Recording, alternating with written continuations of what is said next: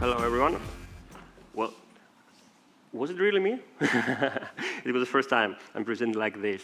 So I'm here to present you a nice case that we created at Marketing Greece to promote Athens.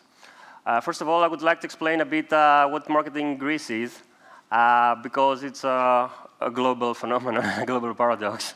And in Greece, we really appreciate doing things that are unique. So Marketing Greece is not the national tourism board to promote tourism, but is a private company that the tourism companies in Greece and organization of the hotels created to support the national tourism board organization. So what we actually did here is we created a company of like 10 to 15 people with not a lot of budget. Just imagine a little percent of the budget the national organization has. And we tried to promote the actual tourism product of Greece. We tried to promote the cities and each lovely place that Greece has to showcase, apart from the general branding and awareness that our national organization tried to create for Greece. So I'm an Athenian. I have here two famous Athenians. One is Socrates, that she represents the classic city, the ancient city, and one of the biggest landmarks of Greece. And on the other side, our new ambassador is called Miha Bikul. He's actually from Slovenia, and he's the hero of the campaign, of the Athenian campaign. But before starting to tell you about Athens, let's speak about Amsterdam. And let's speak what a city actually appears for me, at least when I came here for the first time 10 years before. So this is pretty much the image cloud I had for Amsterdam, and it is a big parties, the red light district, bicycles, but with beer, the coffee shops, and of course, fabulous blonde girls. And here I am, about 10 years later. We still party, but not in that big scale. But the whole perception is totally different. Flowers, romantic scenes, bicycles, but not for drinking beer, no, just riding, and the beautiful canals of Amsterdam. It's pretty much different, the whole image and the whole product, if you see it from the scope of marketeer, about Amsterdam. And what about Athens? Athens is a really big case for us because we suffered a lot. The image of the city suffered a lot. We had a lot of riots, a lot of protests. The city, some years ago, was really burned down. And of course, this is not an image, this is not a product that you can sell in order to attract tourists. And it was a really big challenge because on the other hand, we had one single USP, Acropolis, Parthenon, and the new Museum of Acropolis. But it was not enough. When the city produces that bad stories, and believe me, full social media were full of that stories, you cannot really sell Athens. And we experienced the last 5 years a huge decrease in the arrivals of international tourists and a huge decrease in the revenues from tourists. But when the event stopped and when the city returned to reality, we had a single, unique opportunity to revive the city's brand. And the consumer insight told us that 90% of the people visited Athens, they had totally different image about Athens.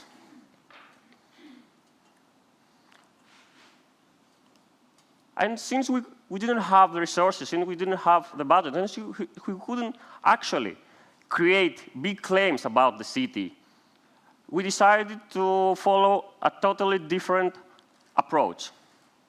We decided to create nice, meaningful stories about the city. And it's a really good fit to present you after Jeff, because we created a storyline with authentic, small stories about the city. but really authentic stories and real experiences.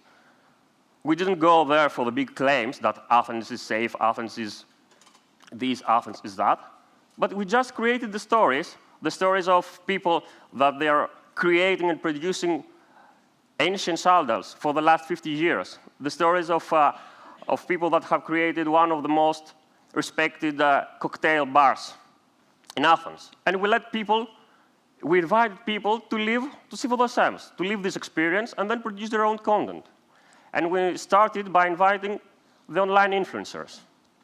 It could be a blogger, it could be an Instagrammer, it could be people that are writing for well-respected online media, but it was the pre-launch phase of our campaign, to create the stories and then let people live these experiences and produce their own content. And the third one is when the Athenian campaign comes, we let the users rock. When we were sure that the experiences we created and the content we created was actually meaningful, we let the users speak again. But how you create these experiences? You need a storyline. But the storyline comes from the actual USP of the city. Besides the ancient city, the classical Athens, we created an enriched product, which applies to Greek gastronomy, the city's nightlife, and Athens Riviera. And we created the whole stories around this concept and around this product, and then started delivering everywhere, at social media, in our blog. We invited a lot of bloggers in Athens and a lot of influencers, and then it started delivering all over the place, at BuzzFeed, at Guardian, New York Times, everywhere. So we started delivering and amplifying these messages to create a concept of Athens that was a bit different. That Athens started not having big claims about being safe or being a city that offers everything to its visitors, but via small stories, people started understanding that there is another face of Athens, and there are many reasons to visit someone in this city. So the campaign was, we tried to keep it really simple, and we created a website that the user could take a photo, and then they could add a stamp, and just share it with their social media. And a mobile application that its main functionality was to take a photo with your camera or use an existing photo of yours, choose a stamp, add a color or something, and then publish it in your social media. So it's really simple for the users. They could just take the photo, and then they could see on the website what the profile of a real Athenian is, and he could see, concentrated all the experiences that an Athenian could live, and why it is worth someone to visit Athens, and discover the other stamp photos of the other users. And then via the use of a hashtag, the I'm an Athenian, users could share the content and social media and participate in the contest. Pretty much simple. So why this campaign was such a success? Disruption. This is the magic world. Since we didn't have budget, since we didn't have a lot of money to spend on media, we disrupted the habits of the people when online. Disruption is about users facing something unexpected.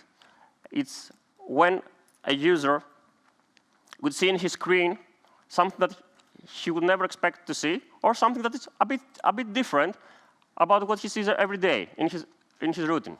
And so we couldn't have the prince to take a selfie, or the capitano. We created the stamps.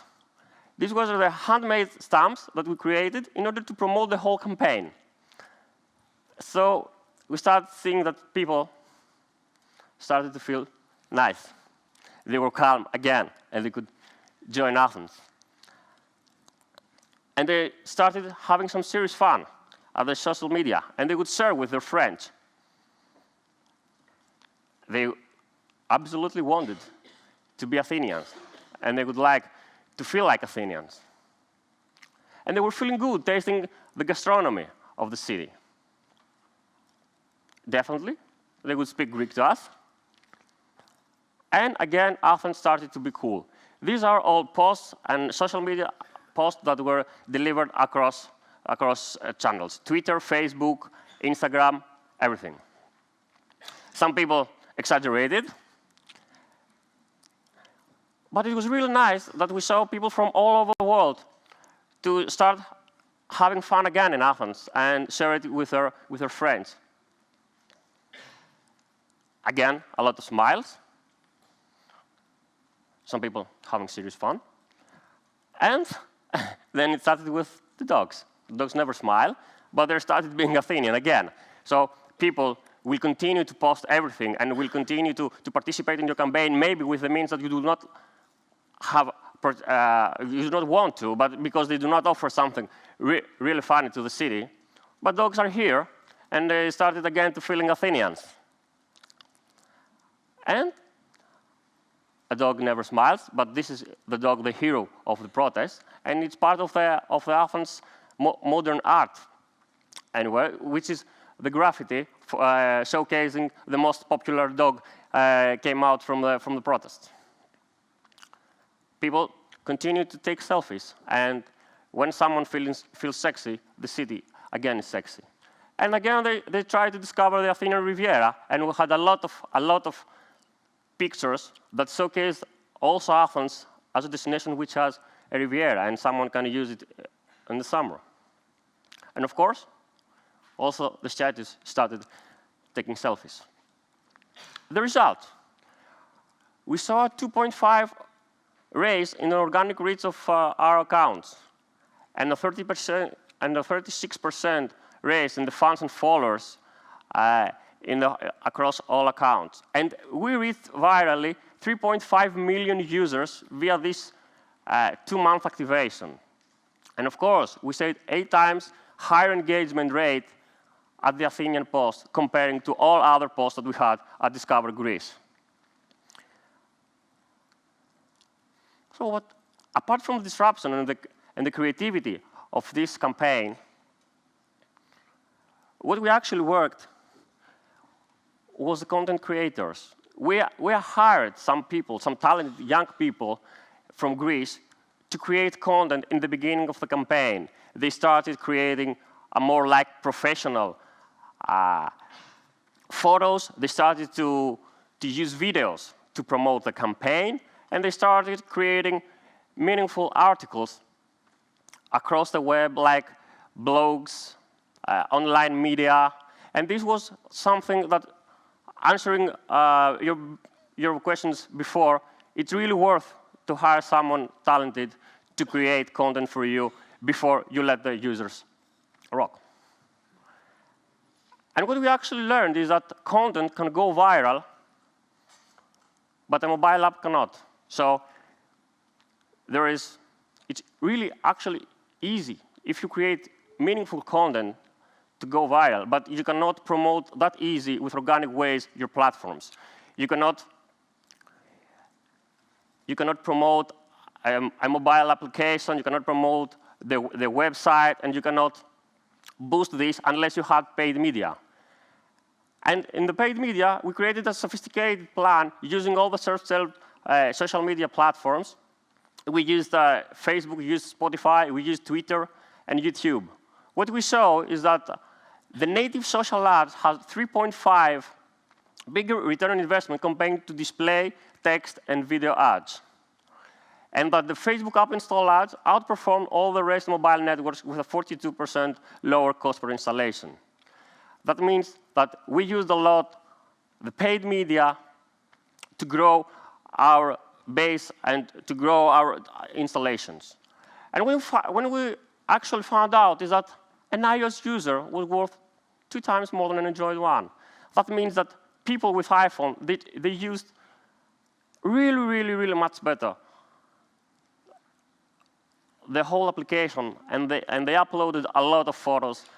They were extremely engaged with this comparison to an Android user. And people who already had Instagram, they really do it 3 times more than someone who had not. And other findings of this campaign was about the content. We saw that despite the fact that there were many, many selfies and many, many people posed to photographs, out of 10 stamped photos, among the most shared and the most popular were landscape. So people really like to share the landscapes. And 75 of the users took a selfie or posed were females. That means that the male always hold the photograph. So, what did we take away? The small stories create the big image of the city. When it came to us, and since we couldn't create the whole big image, we tried to do it via small stories. Small stories from everyday people that they try to upload and share on the social media. Second, if you don't have the budget, if you don't have that big campaign, you should surprise the users. You should disrupt their social routine, do something great. And third, you need a lot of good use to the paid social media in order to build your own media and boost their own media. So actually, when it comes to boost of the campaigns, you will need this amount of paid media to grow your campaign. And what we say that is we can only start the conversation, and then users can do their own thing and move forward. Thank you very much.